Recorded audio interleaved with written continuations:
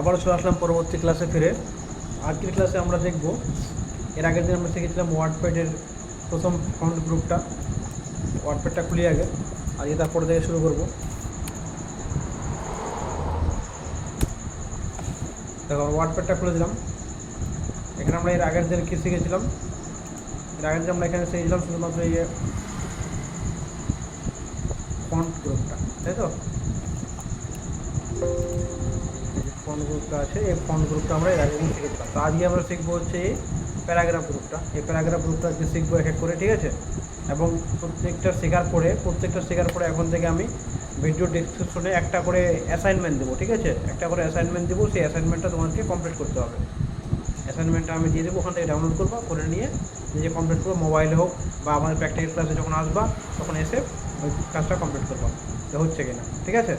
তাহলে বুঝতে পারবে যে ভুলটা কোথায় হচ্ছে। এরকম তো শিখে যাচ্ছ, এবার ভুলটা তখন ধরতে পারবা। আচ্ছা, তাহলে এবার শুরু করছি প্যারাগ্রাফটা। এখানে প্রথমে দেখবো আমরা প্রথম যে অপশানগুলো আছে সেগুলো হচ্ছে এখানে প্রথম যে অপশানটা আছে এটা হচ্ছে গিয়ে বুলেট লিস্ট, ঠিক আছে? এটা হচ্ছে নাম্বার লিস্ট, সরি ভুল বলছি, এটাকে হচ্ছে নাম্বার লিস্ট বলে, ঠিক আছে? এটাকে বলে হচ্ছে নাম্বার লিস্ট। আমি এখানে যদি ক্লিক করি তাহলে আমার টোটাল নাম্বার লিস্ট খুলে যাবে, তাই না? এবার কী করে ইউজ করবো প্রত্যেকটা জিনিস দেখাচ্ছি এক এক করে, ভালো করে ভিডিওটা দেখো। সর্বপ্রথম আমি তোমাকে বললাম যে আমার 5টা বন্ধুর নাম লেখো। তাহলে আমরা কী করি, নর্মালি 1 নাম্বার দেবো, ডট দেবো, আবার একটা বন্ধুর নাম লিখবো, আবার এন্টার মারবো, আবার 1 2 দিব, আবার একটা বন্ধুর নাম লিখবো। কিন্তু আমরা এটা করব না, কি করব, আমরা অটোমেটিক নাম্বারিং নিব, নাম্বারটা অটোমেটিক আসবে, ঠিক আছে? কি করে দেখো, সর্বপ্রথমে আমি এখানে গেলাম, আমি একটা ডিজাইন চয়েস করছি, ঠিক আছে? আমি ডটটা চয়েস করলাম, একটা বন্ধুর নাম লিখলাম, আবার এন্টার মারলাম, আবার ওই ডটটা চলে আসলো, ঠিক আছে? ওই ডটটা নিচ্ছে না, বুঝতে পারবো না, নাম্বার নিয়ে আগে ডটটা পরে নিচ্ছে, হ্যাঁ একটা নাম্বার নিচ্ছে। আচ্ছা, 1 নাম্বার আমি একটা বন্ধুর নাম লিখছি, কি আমি লিখলাম রাম। তাহলে আমি এন্টার মারবো, অটোমেটিক 2 নম্বর চলে আসছে, দেখো আসছে না? তাহলে আমাকে নাম্বারিং করতে হচ্ছে না, অটোমেটিক সিস্টেম সেটা নাম্বারিং নিচ্ছে, এটাকে বলছে হচ্ছে নাম্বারিং, ঠিক আছে? আমি এখানে আবার একটা লিখছি নাম, এখানে আমি একটা নাম লিখছি, ধরুন স্যাম।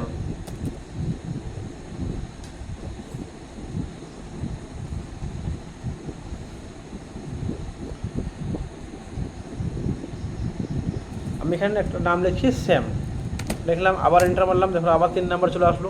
তাহলে আবার এখানে আবার এন্টার মারলাম, আবার 3 নাম্বার চলে আসলো। এবার আমি আরেকটা নাম লিখলাম প্রিয়া, আবার এন্টার মারলাম, চলে আসলো, ঠিক আছে? তো আমি যেরকম লিখবো সেরকম, যটা আমি লিখবো, যতবার এন্টার মারবো আমি ততবার একটা করে অটোমেটিক পরের নাম্বার নিয়ে নেবে, ঠিক আছে? এটাকে বলছে হচ্ছে নাম্বারিং। আমি যেটা লিখবো আবার এন্টার মারবো, আবার চলে আসছে, ঠিক আছে? তাহলে এটা হচ্ছে নাম্বারিং। এবার আমি যদি চাই যে আমি এইটাভাবে করবো না, আমি 1 2 না করে অন্য ডিজাইন নেবো, সেক্ষেত্রে কী হবে, আবার এটাকে সিলেক্ট করলাম, গিয়ে আমি এটাকে যদি পাল্টাতে চাই, আমি আবার এটা সিলেক্ট করে নিয়ে এখানে ডট অ্যারোতে যাবো, গিয়ে অন্য একটা ডিজাইন চয়েস করবো। আমি ABCD নেবো, সিলেক্ট করলাম, দেখো ABCD চলে আসলো অটোমেটিক। আবার এখানে গিয়ে যদি এন্টার মারি F চলে আসবে, আবার এন্টার মারলাম, আগে লিখতে হবে একটা নাম, ভ্যালু দিতে হবে একটা, কিছু একটা নাম দিলাম, আবার এন্টার মারলাম, দেখো জি চলে আসবে। তাহলে আমি সিলেক্ট করে এটাকে অ্যারোতে ক্লিক করলে আমি ডিজাইনটা পাল্টাতে পারবো, বোঝা যাচ্ছে? তাহলে এটা হচ্ছে নাম্বারিং, ঠিক আছে? আমি একটা নাম্বার নিয়েছি, এবার আমি চাইছি কি এটাই থাকবে, ঠিক আছে? এটাই থাকবে। আমি আরেকটা লিস্ট তৈরি করবো, সেটাতে আমি অন্য দিব, ডিজাইন দেবো। সেক্ষেত্রে কী করবো, সেক্ষেত্রে আমি এটাকে আগে সিলেক্ট করবো, দিয়ে কপি করবো। কপির শর্টকাট হচ্ছে CTRL-C, আগেই বলেছি, CTRL-C, আবার এখানে আসলাম, সিলেক্ট করার পরে CTRL-C চাপছি, তারপরে কিন্তু আগে মাউসটাকে দিয়ে আমাকে বাইরে ক্লিক করতে হবে, তারপরে এন্টার মারে নিচে আসলাম, তারপরে CTRL-V চাপবো, চলে আসলো অন্য একটা লিস্ট, ওটাই লিস্ট কপি হয়ে আসলো। এটার ডিজাইনটা আমি পাল্টাই দিব, এখানে যাবো, এখানে গিয়ে অন্য একটা ডিজাইন করলাম, বোঝা গেল? তাহলে এটা আলাদা হয়ে গেলো, এটা আলাদা হয়ে গেলো। এর উপরে আমি যতগুলো ইচ্ছা ডিজাইন করতে পারি, ঠিক আছে? আমি ভিডিও ডিসক্রিপশনে একটা পুরো 5টা ডিজাইন, এখানে যতগুলো ডিজাইন আছে নাম্বারিংয়ের, একটা 2টা 3টা 4টা 5টা 6টা, এই 6টা ডিজাইনের আমি 5টা করে লিস্ট তৈরি করে দেবো। সেই 5টা লিস্ট তোমাদেরকে নিজেকে কমপ্লিট করতে হবে, ঠিক আছে? যখন করতে হবে তখন সমস্যাটা বুঝতে পারবে কী সমস্যা আসছে, এবং সেটা আমার সঙ্গে ডিসকাস করবো প্র্যাকটিক্যাল ক্লাসে, আমি সেটাকে ভালো করে বুঝিয়ে দেবো, ঠিক আছে? এতটা ক্লিয়ার হলো, আশা করি বুঝতে পেরেছ। তারপরে চলে আসলাম গ্যাপিং, এই পরের পয়েন্টে এখানে যেটা আছে সেটাকে বলে যাচ্ছে গ্যাপিং স্কেল। কী বলে এটাকে বলছে হচ্ছে গ্যাপিং স্কেল। মানে আমি লাইনের মধ্যে গ্যাপ তৈরি করতে পারবো। ঠিক আছে, চলো এটাকে দেখি আগে। এটাকে দেখার জন্য আমাকে কিছু আগে লিখতে হবে। আমি লিখছি না, আমি কিছু কপি করে নিচ্ছি।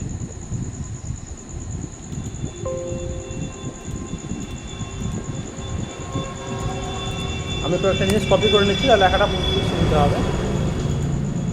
আমি একটা প্যারাগ্রাফ নিয়ে নিচ্ছি অ্যাবাউট ইন্ডিয়া। আচ্ছা, আমি এই লেখাগুলোই নিয়ে নিচ্ছি। আমি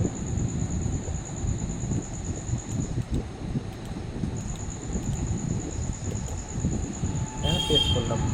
তাহলে আমার কিছু এখানে লেখা আসলো। এই লেখাটাকে এই পয়েন্টটাকে বোঝানোর জন্য আমার লেখাটা লাগবে, তার জন্য আমি লেখাটা কপি করে এখান থেকে নিলাম। লিখতে একটু সময় লাগবে। এবার দেখো এখানে 3টা লাইন আছে। 3টা লাইনের মধ্যে দেখো গ্যাপ আমার অল্প গ্যাপ আছে। আমি যদি চাই 3টা লাইনের মধ্যে গ্যাপটা আরও আমি বেশি করবো, গ্যাপটাকে আমি আরও বাড়াবো, সেক্ষেত্রে কী করবো, সেক্ষেত্রে আমি 3টা লাইনে সিলেক্ট করবো। করার পরে 3টা লাইনকে সিলেক্ট করবো কী করে, হয় লাস্টে ক্লিক করে শিফট চাপ এরোগুলো চাপবো। আগেই শিখাইছি, ভালো করে বুঝে যাবো। একটা জিনিস বারবার বলবো না, যদি না করতে পারো আমাকে বলবা, সে না সিলেক্ট করতে পারলে। আমি মাউস দিয়ে সিলেক্ট করে নিচ্ছি। করে নেওয়ার পরে এখানে ক্লিক করছি। দেখো সবার পরে এখানে একটা অপশন আছে, এটা একটা গ্যাপের অপশন, স্পেস আফটার প্যারাগ্রাফ, মানে প্রত্যেকটা প্যারার পরে পরে এটা স্পেস হবে। এটা যদি আমি বন্ধ করে দিই, নিচের প্যারার যে স্পেসটা ওটা কেটে গেল। কিন্তু আমি চাইছি এর মধ্যে স্পেসটা আরও কমানো বাড়ানো। কমানোতে গেলে আমি পয়েন্টটাকে 1.0 করবো। দেখো সবচেয়ে বেশি কমে গেল, অর্থাৎ এর থেকে আর বেশি কমবে না। বোঝা গেল, মানে এর থেকে গ্যাপটা আর কমবে না। এবার আমি বেশি করছি, মানে বাড়াচ্ছি। সব জায়গায় বেশি 2 আছে, 2 করলাম। দেখো লেখাগুলোর মধ্যে গ্যাপগুলা অনেকটা বেড়ে গেছে, তাই না? এই গ্যাপগুলোকে কমাবার জন্য আমি কী করছি, এই গ্যাপিং স্কেলটা ইউজ করছি। অল্প কমালে অল্প কমাবো, যত উপরে পয়েন্টগুলো কমাবো তখন গ্যাপটা কমে যাবে। আবার পয়েন্টটাকে বাড়াবো তখন গ্যাপটা বেড়ে যাবে। ঠিক আছে, আমি একটা করে পয়েন্ট ভালো করে বুঝাচ্ছি, জিনিসটা ভালো করে বুঝো, তাহলে আর কোনো দিনও ভুলবে না। ঠিক আছে, চলো এটা জিনিস বোঝা গেল এই পয়েন্টটা। পরের পয়েন্টে আসি। তাহলে পরের পয়েন্টে বোঝানোর জন্য লেখাটা লাগবে আমার। আমি সাইজটা একটু বড় করে নিচ্ছি। আচ্ছা, এবার দেখো এই লেখাটাকে পরের যে পয়েন্টটা আছে এটাকে বলছি অ্যালাইনমেন্ট। এটা হচ্ছে লেফট অ্যালাইনমেন্ট, এটা হচ্ছে সেন্টার অ্যালাইনমেন্ট, ঠিক আছে, এটা হচ্ছে রাইট অ্যালাইনমেন্ট, আর এটা হচ্ছে জাস্টিফাই। ঠিক আছে, এগুলো হচ্ছে অ্যালাইনমেন্ট। এগুলোর শর্টকাট কী আছে, এটা চাপলে ক্লিক করবো। দেখো Ctrl+L চাপলে এটা হবে, এল থেকে লেফট। Ctrl+E চাপতে হবে সেন্টার, আর Ctrl+R চাপতে হবে রাইট হবে, আর Ctrl+ যদি আমি যে চাপি তাহলে জাস্টিফাই হবে। ঠিক আছে, কী করে কাজ করছি দেখো। আমি যখন এটা লেফট নেওয়া আছে, লেফটটা অন আছে না, এটা লেফট নেওয়া আছে, এর মানেটা কি, আমার লেখাগুলো লেফট দিকে, মানে লেফট মানে বাঁ দিকে, তো আমার লেখাগুলো দেখো বাঁ দিক থেকে একদম ক্লিয়ার হবে। বাঁ দিক থেকে আমার লেখাগুলো দেখো সমান হচ্ছে না। আমার লেখাগুলো এদিকে বাঁ দিকে দেখো, বাঁ দিকে কোনো আঁকা বাঁকা হচ্ছে না, বাঁ দিকে আমার লেখাগুলো প্রত্যেকটা সমান হচ্ছে। ঠিক আছে, কারণ আমার অ্যালাইনমেন্টটা বাঁ দিক করা আছে। বোঝা গেল? তারপরে আমি দেখবো এবার সেন্টারটা কী হবে। সেন্টারটা হচ্ছে কি, আমার অ্যালাইনমেন্টটা দুদিকে সমান হবে না, মাঝখানে চলে আসবে লেখাটা। দেখো লেখাগুলো মাঝখানে আসছে, প্রত্যেকটা লেখা মাঝখানে চলে আসলো। এদিকেও ফাঁকা আছে, কিন্তু লেখাটা আমার মাঝখানে চলে আসলো। যেটা ফুল লাইন আছে সেটা ফুল লাইন থাকলো, যেটা অল্প লাইন আছে সেটা মাঝখানে চলে আসলো। ফুল লাইনটাও মাঝখানে আসছে, কিন্তু আমরা বুঝতে পারছি না। ঠিক আছে, আর যদি আমি এবার রাইট করি, রাইট মানে হচ্ছে ডান দিকে সমান হবে। দেখো এবার লেখাগুলো আমার ডান দিকে সমান হচ্ছে না, প্রত্যেকটা লেখা দেখো ডান দিকে আমার সমান হচ্ছে। তাহলে এটা আমরা বলবো হচ্ছে রাইট অ্যালাইনমেন্ট। এটা কী করে হচ্ছে, আমি লেখাটাকে সিলেক্ট করলাম, সিলেক্ট করে নেওয়ার পরে যে রাইট করছি, তাহলে আমার এদিকে হচ্ছে। ঠিক আছে, সেন্টার করলে মাঝখানে, লেফট করলে বাঁদিকে। তো 3টা হওয়ার পরে 4 নম্বরে যেটা আছে জাস্টিফাই। এর মানেটা হচ্ছে দুদিকে সমান হবে। আমি যখন এখানে ক্লিক করছি, দেখো এদিকেও সমান হচ্ছে, এদিকেও সমান হচ্ছে। এখানে লেখা শেষ হয়ে যায়, আমি যেখানে আবার কিছু লিখি, আবার ঠিক সমান হয়ে চলে আসবে। যত কিছু লিখবো না কেন আমি অটোমেটিক আমার দুদিকে পেজের সমান হবে। দেখবো এদিকেও সমান হচ্ছে, এদিকেও সমান হচ্ছে না। তো এটাকে বলবো আমরা হচ্ছে জাস্টিফাই। বিভিন্ন গভর্নমেন্টের বা বিভিন্ন স্ট্যাম্প পেপারে, বিভিন্ন যেগুলো অফিসিয়াল কাজে এগ্রিমেন্ট হয়, সেগুলো দেখবা যে দুদিকেই সমান থাকে, এটাকে বলে জাস্টিফাই। ঠিক আছে, তাহলে এটা বোঝা গেল। তাহলে এখানে আমার প্যারাগ্রাফে আর কিচ্ছু বোঝার মতো নাই, শুধুমাত্র এই বুলেট লিস্টটা শিখলাম। বুলেট লিস্টে এখানে বুলেট লিস্ট আছে, নাম্বার লিস্ট আছে, মানে এটাকে টোটালটাকে আমরা লিস্ট বলবো। ঠিক আছে, তো লিস্টটা শিখলাম।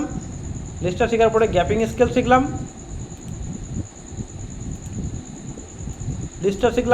গ্যাপিং স্কেল শিখলাম, অ্যালাইনমেন্ট শিখলাম। ঠিক আছে, এই 3টা জিনিস শিখলে আমার ওয়ার্ডপ্যাডের কাজ কমপ্লিট। এগুলো আমার লাগবে না এখানে। ঠিক আছে, এগুলো আমরা যখন পরবর্তী শিখবো ওয়ার্ডে, মাইক্রোসফট অফিস ওয়ার্ডে, তখন লাগবে। পিকচার আমরা এখানে অবজেক্ট শিখবো না, অবজেক্টটা আমরা পরে শিখবো।